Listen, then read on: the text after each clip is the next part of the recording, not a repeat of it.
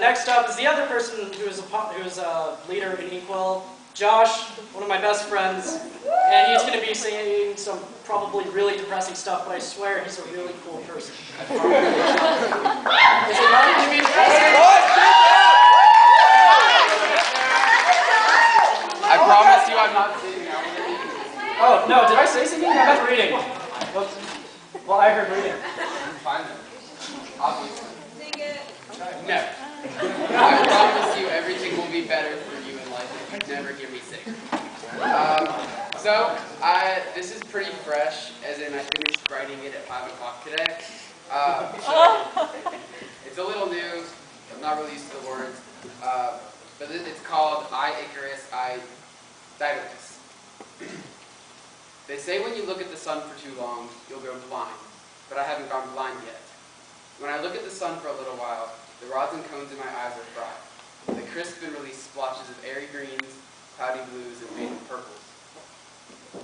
I feel the colors of my surroundings fade away, and all I can see are the splotches floating in the place of faces, speaking instead of voices.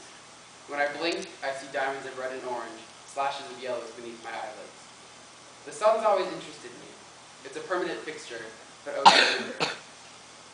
The sun scurries away at the thought of commitment. He laughs in the face of the future, but is behind a cloud within the blink of an eye. He, like Icarus before him, can fly, but not well. He can't break away from tradition, from the sameness. He cycles through the sky on his heliocentric bicycle and crosses the horizon twice a day, at dawn and at dusk. But I, like Daedalus before me, warn him. I warn the sun that he has not time to fret, not the time to worry. He can't fly too close to himself, for otherwise his wings will melt and he'll drown in the sea. But the sea has no light. It's the only thing that can truly darken the sun. The giant squid lives at the bottom of the ocean. She has no eyes, evolution took care of them. She lives in a world without sight, but she can still see. The giant squid flows with the tide, breaking the surface once every 18 years to catch the falling sun. The sun needs the giant squid once in a blue moon. The ocean controls the giant squid, who simply does its bidding. The ocean, in turn, follows the orders of the moon. The moon is the only source of light for the ocean, and the ocean grows toward it like a sunflower, creating the tides. High, low, ebb, flow. The moon's light is reflected sunlight. That's it. If the moon's light is reflected sunlight, then the sun can only drown in the light that melts its wings. The sun can only drown in its own light. He's an amalgamation of magic realist tendencies and the idea of permanence. What one does is permanent, even if you are not. The Milky Way galaxy is heliocentric. Everything revolves around the sun, but that brings up the question of who the sun follows. Icarus left off the cliff before Daedalus. Who is he following? I, Daedalus, follow I, Icarus, and am dragged towards the sun, my sun. But where do I, Icarus, go? He's egocentric, like all teenagers before him, especially those who claim to not be. He revolves around himself. He flies through the sky on waxy gold wings in the morning, and plunges into the sea every evening.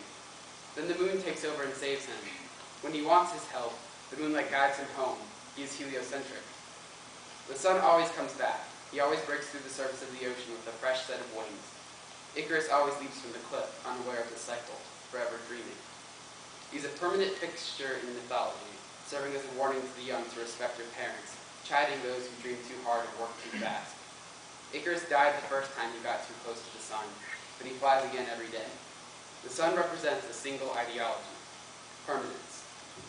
What happens, though, when he gets too tired to breathe, too tired to fly, too tired to swim, too tired to shine? It begins as a solar storm, a flock of flares of his fire.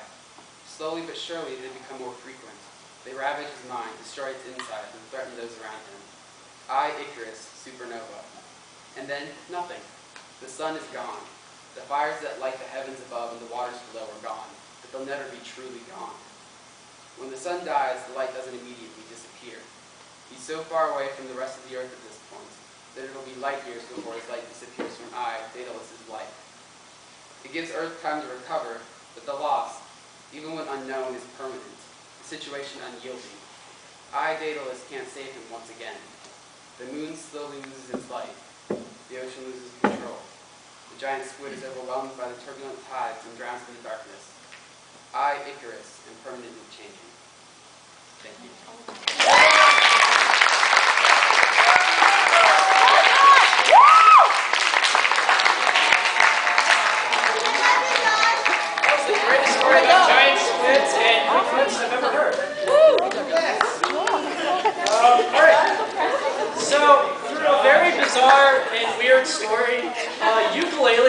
actually banned from this theater, and if you want to hear about that, just talk to someone Cody! later. Yeah, sure.